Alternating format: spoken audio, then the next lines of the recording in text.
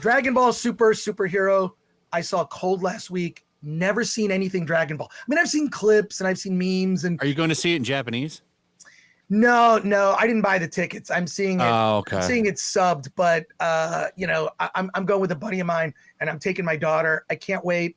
It's going to be fun. I will see the. I'm probably just going to buy it. I mean, I have Crunchyroll, so I assume it'll be on there in like a month or so. But Yellow Flash, you are expert. Explain to me first of all, and how did I like come in cold? And I don't know everything, but I feel like I got caught up pretty quick. But what can you explain to me? What did I miss? Because you've seen it and you saw the Japanese version. Is that right? Yeah, I prefer the Japanese version of the show. I liked it way before it got really discovered here in America. Mm-hmm. Mm-hmm. So like for a long time when the show came out here, like first they skipped Dragon Ball because there's Dragon Ball, then Dragon Ball Z, then Dragon Ball Super. There was Dragon Ball GT, but that doesn't count anymore. They wiped that out from existence. But for a long time, it was syndicated like on odd times, that type of like film, like different markets, different times. So like I discovered it. And then for the longest time, it was not shown. Like they didn't buy any new episodes because it didn't have a good time slot. And then they put it on Cartoon Network, and then they finally started to dub it over here. But in between that gap period, I ended up watching the whole thing. I just watched it in Japanese. I just found it weird that I could see it cold. I will say this. I saw it with all anime fans. I saw it at this, preview screening premiere thing, but it was an audience. It wasn't celebrities. It was just fans. I mean, you could tell by the look of the crowd. Anime fans have a certain look. Wait, you were at Anime Matsuri, isn't that right? Yeah. I'm an anime expert. But I mean, it's so funny because I've never seen, obviously, I don't know what a lot of YouTubers look like, but it was hilarious when Jay was at your booth. Yeah. A lot of people got upset about that. Oh my God. I didn't help the situation either because I retweeted Jeremy's post, said it was great to meet you. A quick aside before we get, why do you think, like, because I've been watching you for years. I've been watching Geeks and Gamers, Ryan when he came up, and Gary. I've watched Eric July. Why? And first of all, I don't agree with everything everyone says, but I think I grew up at a time, or at least like, I like when people, part of the fun, and this is what makes your show Flashcast so much fun to watch, is people have all these opinions. The fact that Lofty Pixels is always playing like devil's advocate, this stuff is really funny. I don't know if he believes half the stuff coming out of his mouth. He gets mad if you call him a contrarian though. But I like hearing other people's opinions. Why is it that, and this is what really kind of turned me around in 2018. Gary Beekler used this term I'd never heard before called political bigotry. And I was like, oh, wow. Like I've never even thought about that. Like, why is that become? So I don't get like why. Don't the haters realize they're wasting their own time by not liking something that you said as an opinion? I mean, I've dealt with this bullshit for years because I've been doing film threat since 1985 in different forms. I'm fucking old. But what do you think they get out of that? Because I see people come after you, and I don't understand. Like, do you realize you're wasting your time? Like, you can have a different opinion and just not do anything.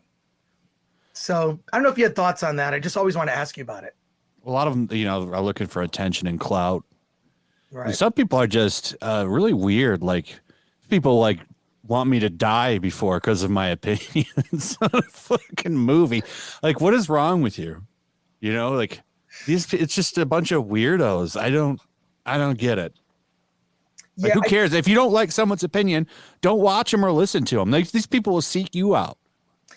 Yeah, like hate watch or something. But a lot of it, I think is it's children and adult-sized bodies. Yeah, and I don't know how to handle. So I see a lot of it because they've come after me. I had a panel at WonderCon that was canceled called Fanfic Theater because someone posted the description of the panel on Tumblr, and all these young girls came after me. Turns out none of them were going to WonderCon, and only one girl showed up to the panel. And it's a panel where basically we take fanfic we find on the internet, and we have actors and comedians read it and act it out. We get volunteers from the audience, and we all goof on it. Well, the truth is we actually wrote all the fanfic. It was fake. And we just had friends of mine who were comedians. Adrian Curry was on the panel. John Schnepp was on the panel. And then we would get someone to write a piece of fanfic during the panel based on audience suggestions. It's like an improv thing. It's the first time in history Comic-Con, WonderCon has ever canceled a panel based on outrage. It even made the Hollywood Reporter and Variety wrote an article about it. And I was like, this is bullshit. Like I told him, I said, you shouldn't cancel this. Like, don't bow to that. It's just a small fringe group. And it literally was like 100 accounts, all of them, of course, anime, like I'm not disparaging anime, but it was all like these, like, avatars that weren't human is what I'm saying. And it was just irritating. Yeah. We ended up doing the panel anyways, but it was like a different thing, like channeling your creativity. It was some bullshit thing, but we kind of just did what we wanted to do anyways. So I just want to do as an aside. It's like, that's why I admire like people who just stick to their guns and have their opinion. And I don't care if yours differs from mine. I feel like it's an opportunity for me to learn when I'm listening to someone who's like, oh, I never looked at it that way. But can you walk me through, like, Piccolo was, I think, my favorite character in Dragon Ball. Dragon Ball has this weird mix of like the most serious events that are happening in the universe are happening right now, and we must solve this issue, and it's very, very serious. And then they'll make some bizarre butt joke. that's like anime tropes. I love it. I loved it. It's a great series. I mean, it's a special series to me. Like I love that show, that franchise. Like, it's something, hard times in life, you find it and sit down and watch it. It makes you feel good. Like, I've been a fan of that series for decades. So it's amazing. And it's really a testament to the power of these characters that this has been going on for literally decades. I think it came out in Japan in like the 80s. It's been around for a long time, and it just shows you just like how it just resonates with people still. I mean, we're in 2020 and it's still going strong. The anime that I've been familiar with, I'm embarrassed to say, my first exposure to anime was Legend of the Overfiend. Which, do you know what that is? No, I don't think I've seen it. Well, it's hentai, and it was sent to me on a VHS cassette from Stephen Bissett. I don't know if you know Stephen Bissett is the illustrator. He did Swamp Thing in the 80s with Alan Moore. And long story, I got to know Stephen Bissett because we were into trading bootleg videotapes. So he sent me Legend of the Overfiend. Then I, of course, discovered Akira in the 90s. And there have been many incarnations of Akira. Then Attack on Titan. And I've seen the Attack on Titan 2-part live action, which I actually think is not bad. And you realize Attack on Titan, the live action, is banned in China. Specifically, there's a lot of anime that's banned over there. They censor it. It's weird. It's weird that it's banned, but the message of it's like, oh yeah, there's this sort of government conspiracy of like, don't go beyond the walls, right? It's like, they're being lied to, right? The population. It's really interesting stuff. I mean, the live action, it's okay. I like the first one, part 1, better than part 2, but it at least kind of like, it's cool to see that world. Yeah, the effects are kind of hit and miss, but you're getting a lot of love and questions in the chat. But can you, before we get to those, I don't know how long you can stay, but you'll let me know. But can you give me, like, if I'm going in cold, because Dragon Ball Superhero is opening this weekend, and I've never seen the series, what could you give me some refresher and just kind of tell me, like, what do I need to know going in? Yeah, it's cool that you haven't seen anything and you sat down and watched it and liked it. It's hard to do a TLDR on this franchise because there's literally hundreds of episodes. I mean, I think Dragon Ball is 150-ish, 80. Dragon Ball Z is 291. Super is like 100 episodes. And then there's like a few movies and stuff. There's a lot of shit for this series, but the basic stuff is there in it. Like Gohan and Piccolo. Like Piccolo's kind of like a father figure to Gohan, which I think is a noticeable thing. Like he was, in my opinion, more of a father than his own dad. Because Goku, as you see, what's he doing? He's off training. And Piccolo has always been around with him. I've always enjoyed that relationship.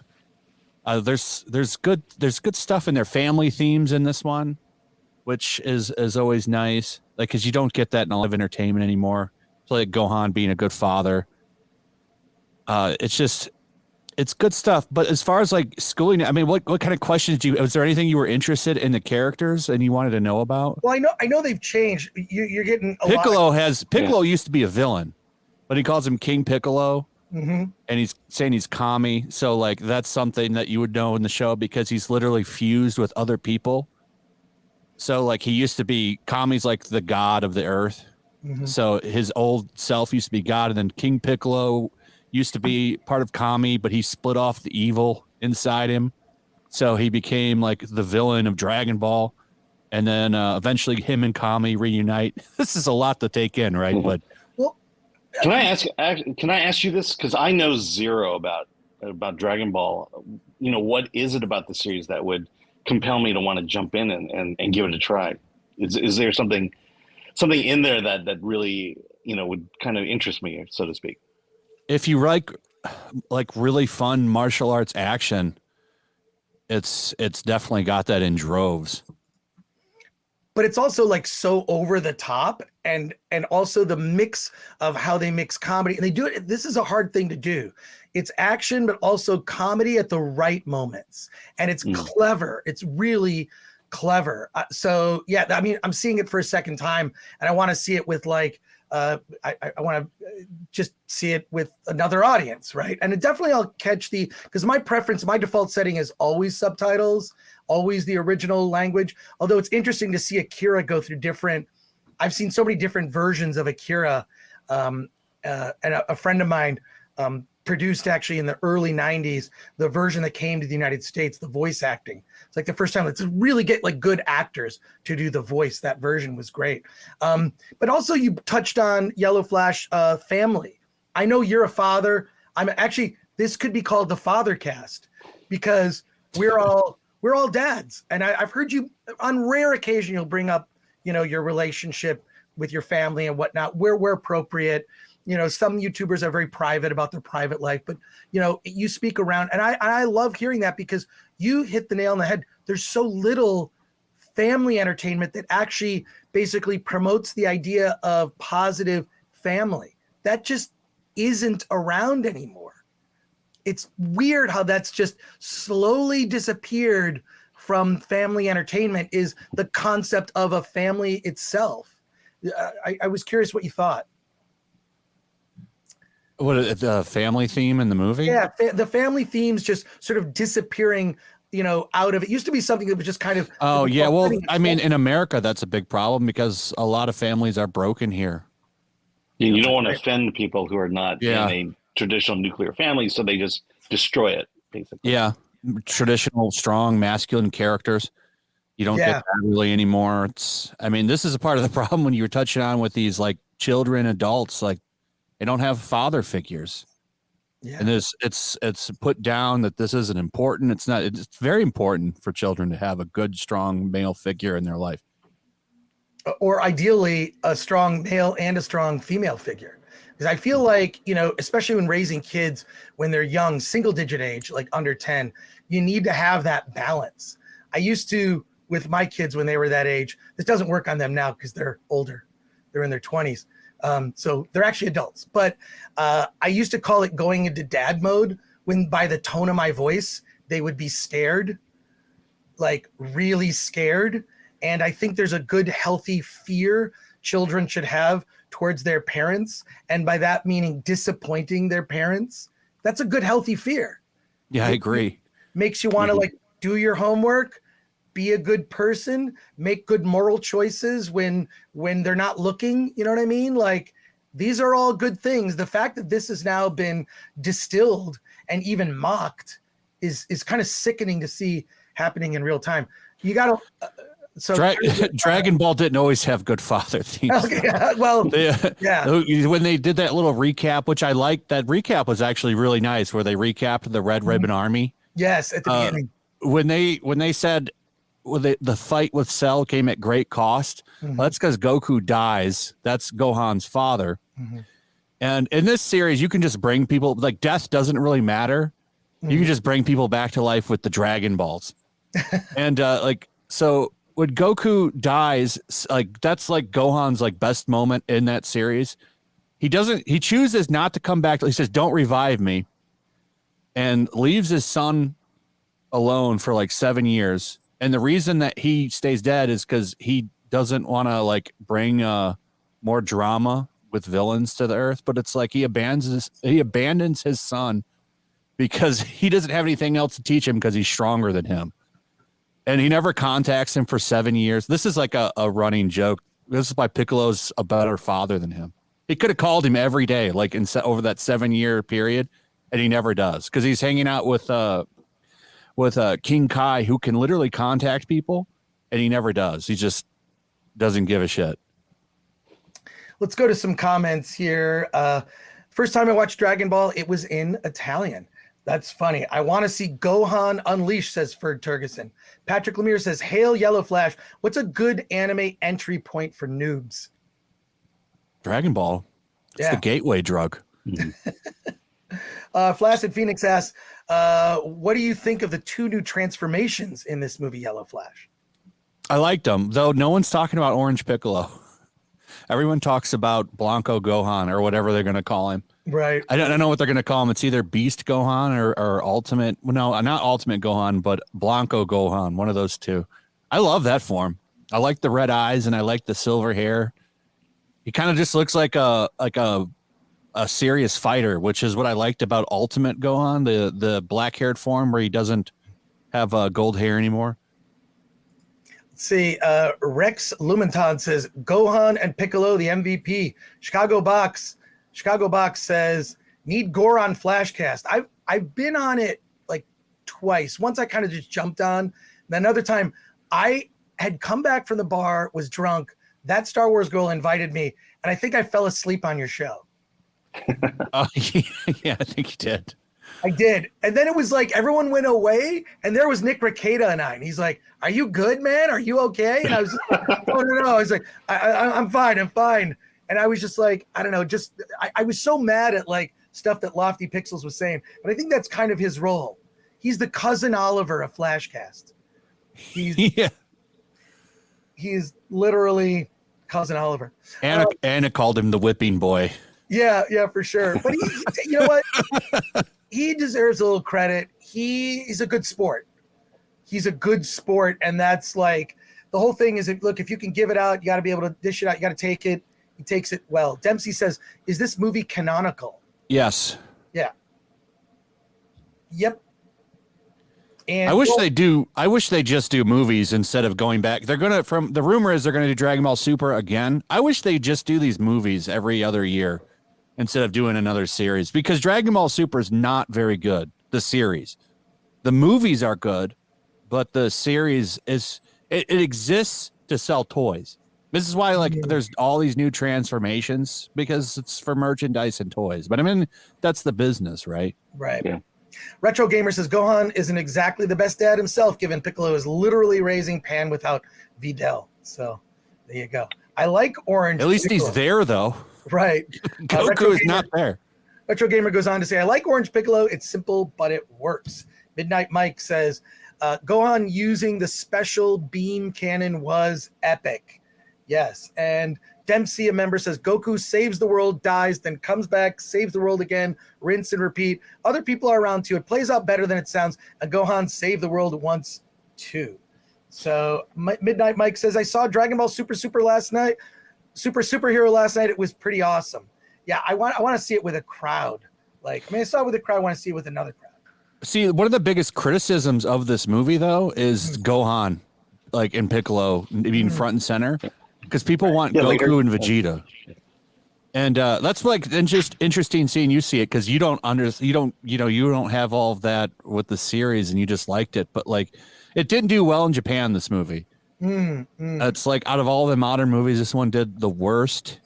And I'm curious to see how it will play out here, because the marketing really hasn't been there for it. Right. And I know people say Fortnite, but not everybody plays Fortnite. I mean, there's all ages fans for this franchise, because you have people that are young and older who have been with it forever. And I don't play Fortnite. Yeah, same. If I wasn't paying attention to this shit, I wouldn't even known this movie had just came out. Bilbo Swaggin for 5 says, finally able to watch you live. Love you, Chris and Alan. I love Refrigerators 2 Flash. Hope you're all doing well. Thank you, Bilbo. Appreciate that. And 218. Wait, yeah, that's right. That's 218. Trying to read it. 218 says, I remember buying DBZ bootlegs, fan subs in Chinatown because the only place I could get the movies, they were like copies of copies of copies. Me too. That's how I watched it. 218. Hello, my friend. Me and you could have a good conversation about those days. They call them fan subs. Fan subs. Oh, wow. Yeah.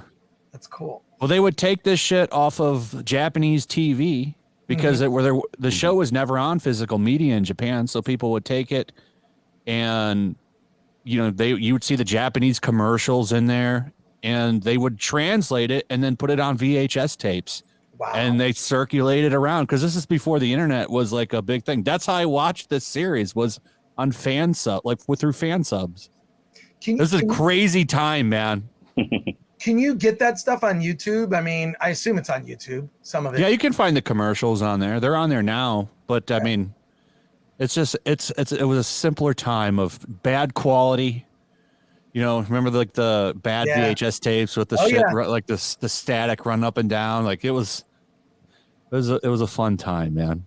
Classic Phoenix says, I was surprised how well this new animation style held up throughout the movie. Yeah, they use this thing where it's sort of partly digital, where it's kind of has a 3D look, but it's still like it's a mix of 3D and 2D. Yeah, I like it. Great. I like it. It's getting a lot of criticism because, Dragon Ball Broly, which was the last movie, was all 2D, hand drawn, or whatever. I'm sure they used computers in there too, but it looked better. It's more traditional style, but I thought this was it looked fine to me. It looked really good in a lot of cases. I think this is a good example of CGI done right. Yes. And while people want to criticize it, like this was probably a lot cheaper to make than that hand drawn stuff. And as much as I know a lot of us like that style, I mean, you got to think of it from a business standpoint. At least it didn't look terrible. Yeah, like it looked good for CGI. I was happy with it. I thought some of the stuff looked really good. It's better than the CG in this movie Beast that I can't recommend that opens this weekend. What a terrible film. Patrick Lemire says, this is blowing my mind. A franchise that adds fans while keeping old ones. Crazy. That's a really good point. Yeah. Weird. Retro Gamer, what? I thought everyone wanted other characters to do something other than Goku and Vegeta. Yeah, that's what I liked about it. But, some people don't like that. I love Gohan and Piccolo. I had a lot of fun seeing them shine. And, Krillin gets in there, number 18. Trunks and Goten get in there with their failed fusion, which was funny. Yeah, so you didn't even get to see that. Like they have a perfect form, but the reason they mess it up is because they're lazy and they didn't train. And when you mess up the fusion, you get that fat one or like a sick, skinny looking version. JK Nonstop Crazy Talk says Gohan got the transformation he deserved after all these years. So. And Retro Nerd Girl says, I am learning so much. I know nothing about Dragon Ball. I did see the live action movie in the aughts. Yeah. What did you think of the live action movie? Fucking trash. Was that an American production or was it Japanese? What's interesting? Dan Fraga. Do you know who that is? No. He's in Comicsgate. He worked on that movie. He did the storyboard. And he said they really changed it. Like they changed it tremendous. Like 75% of it just got changed at the last minute.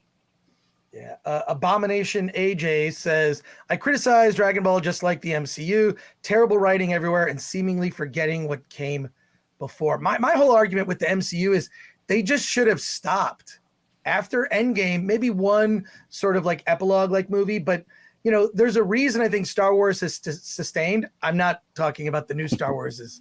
Kenobi might have been the worst Star Wars we've ever seen, and that's saying something because of the sequel movies. But George Lucas was smart to okay, I made these movies, it's going to go away. Then it's going to come back, and then people are going to want it back. I really think they should have just stopped, or they just should have gone back in the 60s, made a 60s accurate Fantastic Four, X-Men, and just told a different story, and then, do a decade's worth of stories from the 1960s. Marvel different Marvel characters, and then maybe something else. I don't know. I just think having it go forever is going to be diminishing returns. I just think in general, the MCU and this whole direction of just like, let's just do female versions of all the characters. I don't think, I mean, to me, my argument is She-Hulk is the most likable of all the female characters that they've since Black Widow, because I mean, Brie Larson as Captain Marvel is insufferable. I mean, Brie Larson is unlikable as an actress, just as a person, right? That terrible speech she gave about white guys. And I'm just like, look, no one would argue that, like, yeah, more people at the table, that's a good thing. But you're going to take a certain group that has been covering films for years, very passionate, you know, it's not like movie critics have butlers. No one gets rich off that job. Okay. Nobody.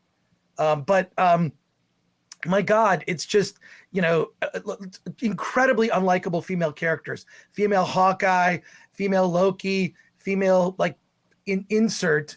And I think She-Hulk's the first one, at least from where I sit. She's likable in the same way that Peter Parker's likable, because he can't catch a break. He's got a shitty boss, can't catch a break. And Jen Walters, as you'll see when the series goes, she just can't catch a break. And she's not the bestest ever. And you can't say that about all the other female characters they brought into the MCU. They're all the bestest ever and can do no wrong and are great all the time and are awesome all the time. And that's not the case. She has flaws and isn't perfect and screws up, and bad things happen to her with consequences. And that's just not the case. Just not to, that was a divert, a severe divert. So apologize for that. Back to Dragon Ball. Yeah. Back to Dragon Ball. Hector Lopez says, I just thought the Cell villain was underwhelming. All yeah, right. I kind of agree with that. I wish they had done more with him, but I really liked the Gammas. Yeah, I thought the Gammas were great. Yeah, the Gamma 1 and 2 was so fun. I like Dr. Hito as well. Yeah, he's great. These are characters. Well, one of them I don't know if we should. At least one of the Gammas will be sticking around. Yeah, there you go. At least one. Veggie says live action DB on par with The Last Jedi. There you go. Daniel's a member, says if you weren't watching live in 1999, you kind of missed out on the DBZ craze at the time. It was super fun to watch with people. Oh, it's huge. The Frieza saga. So there you go. So at watching this movie, do you feel that you might be interested in watching the series? Yes, but what I would just do is go on Crunchyroll and just go, okay, here's a series, and just binge it, right? Like that's probably the best way. And I think I would just pay for Crunchyroll because I don't mind commercials on streaming services. I don't want to see the same Geico commercials 7 times in a row. I just don't. So this is a controversial opinion. Let's hear it. I would highly recommend you just watch Dragon Ball Kai. Dragon Ball Kai. Okay. It's shorter than Z. And what they do, so people are going to they say it's heavily edited. That's the Nickelodeon TV made version. Yeah. The unedited version, which is probably what's on Crunchyroll, is much better. And what they do is, so Dragon Ball Z was keeping up with a manga. So they had to add tons of filler. So there's a lot of stuff in that just kind of slows it down, like powering up for 5 episodes. So in Kai, Kai moves real quick and the story pacing is so much better. I would recommend you watch that version. Well, I think you'll like it a lot better. I'm glad that you said this is a controversial opinion. It is a very controversial opinion. The Bad Bandito says, "The fuck? Revenge of the Netherrealm, Yellow Flash, fuck no, Retro Gamer, fuck Kai, Rascal, don't watch Kai though, his dog poo, Flash I is think out it's of his better. mind." See, I told you it's a controversial. Both series are there, and I like them both, but Kai just moves so much faster. Look, so much faster. Well, if it moves faster, I'll be done with it quicker. So there you go. Hector Lopez says, yeah, the Gammas were actually good. Retro Gamer says, Android 21 cameo at the beginning of the movie. So, and then Flaccid Phoenix asks, what do you want to see out of Dragon Ball Super moving forward? Better writing. Yeah. Yeah, for sure. and that's not a high bar.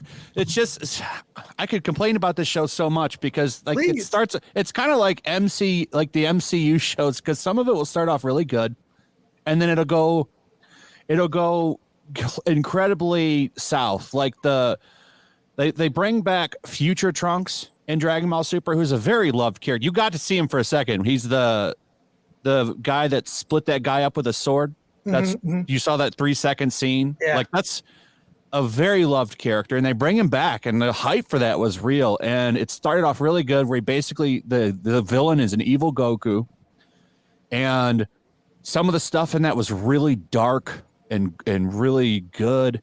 And then the ending was just absolute dog shit.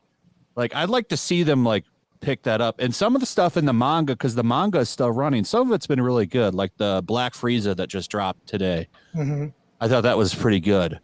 Like I want to see stuff get better, because I like seeing new Dragon Ball, but they really got it. This is why I'd rather than just do movies, because I think the movies, like, they keep it tight and it's much better. Like Broly was a great movie. This was a great movie.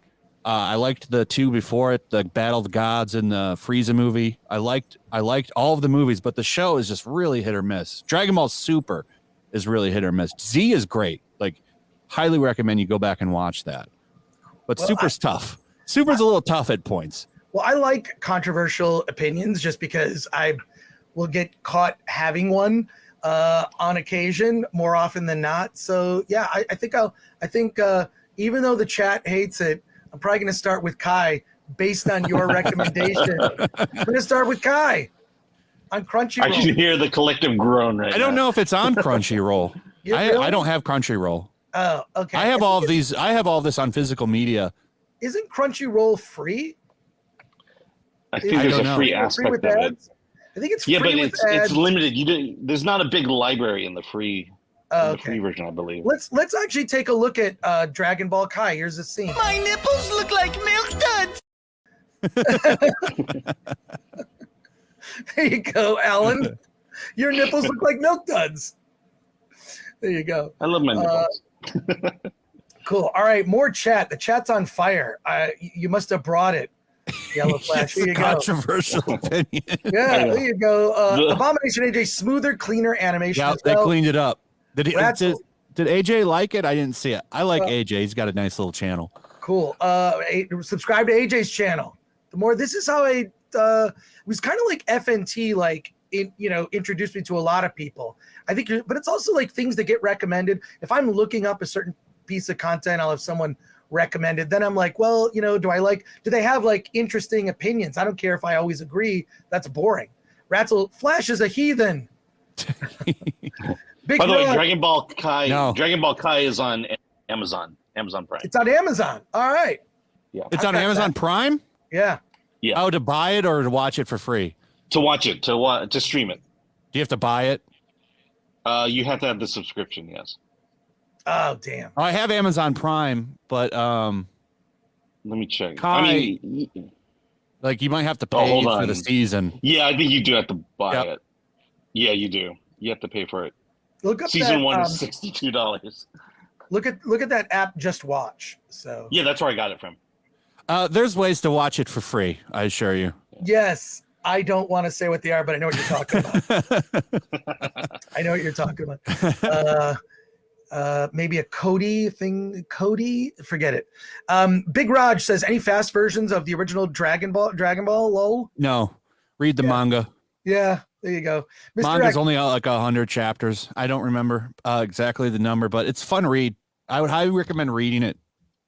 Mr. X says, we Latin Americans worship Dragon Ball. Yes, I remember probably the second biggest market. Wow. I remember seeing the final fight of Dragon Ball Super on an open theater along with my whole neighborhood. Good times.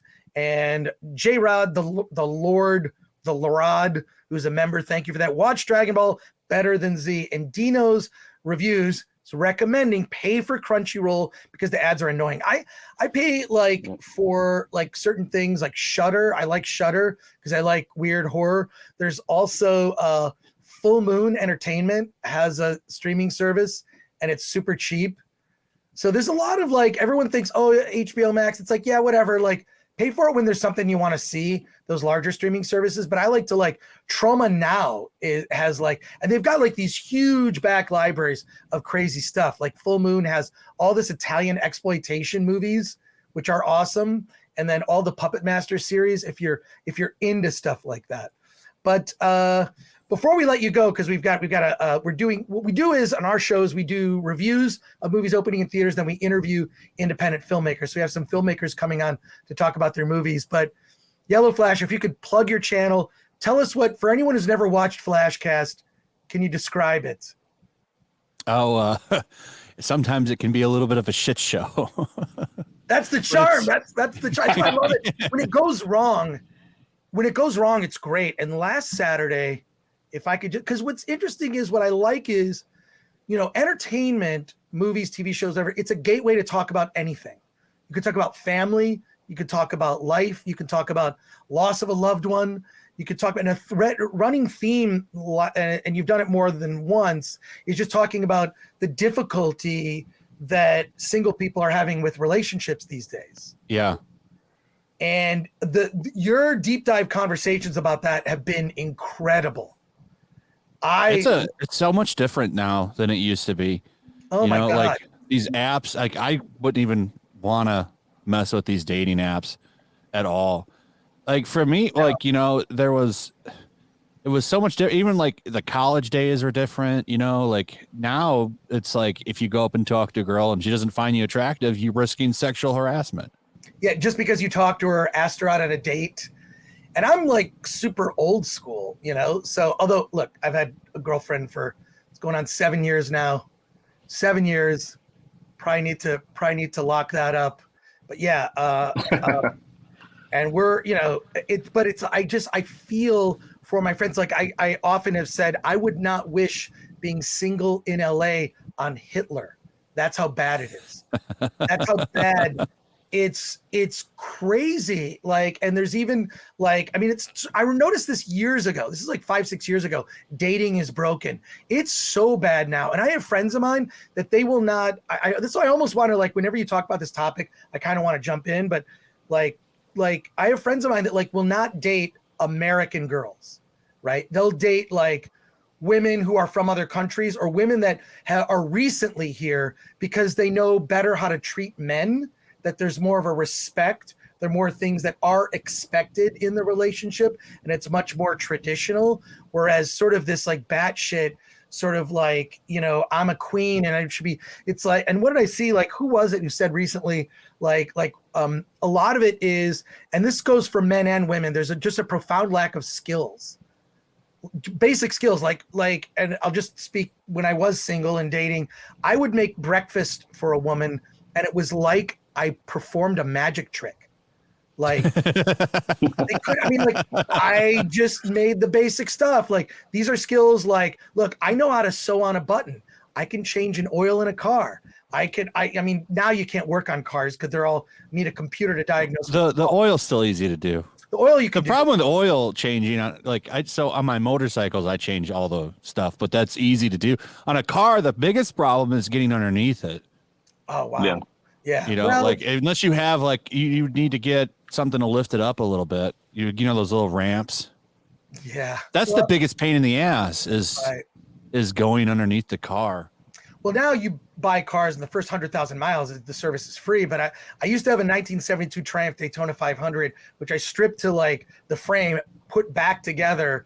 And when you start a project like that, like if one thing like, oh, wow, like the gas tank is newly painted, it looks clean, and then everything else looks like shit, so you have to replace all the parts like Frankenstein. But yeah, I stopped riding my motorcycle in LA because people drive like idiots. But I saved so much money on insurance and gas. But I have 2 friends that have permanent limps because they got hit by cars. People in LA, and this is before people just look on their phones. That's why there's traffic in LA, because people are morons and inconsiderate assholes. I would say both in and out of the cars, but whatever. So cool. You ride a motorcycle. Sweet. Yeah. For a long time. I love bikes. Been riding them for, at least 15 years. Wow. Another comment here. Grim says Flashcast equals Lofty Pixels well-deserved dog pile. Sounds like I wanna- just a view for some reason. I want to talk about this movie tomorrow, but I don't know if any of us watched it. What's that? The superhero movie. Yeah, well, I mean, no, talk about it. Like, well, I mean, look, we have a guest coming on in like 5-10 minutes here, but just give us like your quick like capsule. Oh, I mean, I wanted to talk about it in a flashcast. Oh, in it's a here. flashcast. Oh, sorry. Okay, yeah, save it for that. But I'm here to talk about it. So I mean, it's a fun movie. If you like Dragon Ball, I think you'll like the movie. I mean, it's good entertainment. It's a reason to go to the movie theaters, which. Right. You really don't get anymore. I'm surprised that this is even getting the release. They're giving it premium tickets. Like it's an IMAX. It's in all like the D box, all that stuff. It's kind of impressive to see it get this kind of, I would say, respect. I think it's great that the Japanese version is in theaters. That blew me away that they even gave us that option because that's never been done with this franchise. But it's fun. You know, it's not woke. Oh, 100%. Like there's zero about it. It's just entertaining. It's so funny how like every movie we review now, we have to precede it with it's like how woke is it? Like, I mean, Top Gun Maverick, I would say, is zero woke. Yeah, the Northman isn't woke. I mean, just because you have women that are powerful, it doesn't mean it's woke, right? I didn't like the Northman. I liked it. It's definitely one that gets better on repeat viewing. It's super fucked up too. The problem I had with it is like I thought it was going to be like this army battle movie. Yeah. The way the trailers were putting the movie out is like him like walking through a village killing people. Right. And it's like the first 10 minutes and then he's like a slave for the whole movie. I'm like, what the fuck is this? Yeah. I felt kind of swindled. No, it was a mushroom trip. Yeah, it is. It's very drug influenced. Midnight Mike says I saw it in IMAX. Big Raj with $1.99 super sticker. Appreciate that. Revenge of the Netherrealm has become a member. Thank you for that. So are you going to take your family to see it in the theater? I did yesterday. Oh, you did? Okay, cool. Yeah. All right. Watched it in Japanese. Nice. It is. It's weird because I had to drive an hour for that, by the way. Oh, it says dubbed and subbed on all the posters, so you definitely have to pay attention to like what screening you're booking. You could. It's they don't really well on the thing when I was looking at it, it says like subbed showing, but I could see some people probably walking in there not knowing what they're walking into. Yeah. Cool. But I like that they're doing that. I saw the Jujutsu Kaisen movie. That came out, and I actually thought that was going to be dubbed, and it was subbed. I was very happy. I like that they're doing this now, that they're giving us that option. Nice. But Yellow Flash, thank you for doing the show. I want to also remind everybody, if you're not subscribed to Yellow Flash's channel, also your coverage of, here's where you go. Real simple, Yellow Flash Productions. Look for that. You've done a lot of coverage of Johnny Depp and Amber Heard stuff. It was between you know, and that Umbrella guy and Nick Rekieta. That was like my thing, was like you guys were really had to me the best analysis and coverage and really on top of all that. So, and I don't think that's going away. No, it's still a thing, and the trial's been over forever, but there's always something going on to talk about with it. It's crazy. Like now they're trying to ban channels again. Why? Because these people that worship her are insane. The logic is they actually got YouTube to respond to one of these threads too, which is bullshit because Nick Rekieta was on a 7-day suspension and it turned into 10 for some reason because YouTube didn't fix it. And he has 122,000 followers on Twitter. Could not get Team YouTube to respond. But this Amber Turd fan got them to have a back and forth with her. Isn't that bullshit? Well, it's typical. And they make big money off of him because they take, what do they take up from our super chats? 30%? Yeah, 30%. Imagine how much they make off of his show. Yeah. You know what I'm saying? So and they just ignored him. it's just annoying when you hear so many of the things where someone got canceled or this got canceled or whatever. It's always a small percentage of loud people. Like when the Daily Wire lost like their Razor sponsorship, it was one Twitter account. One Twitter account complained. And I think that this is where, because we've had people complain about stuff that we do at Film Thread, and I just usually say, fuck off. Because I don't care. Good.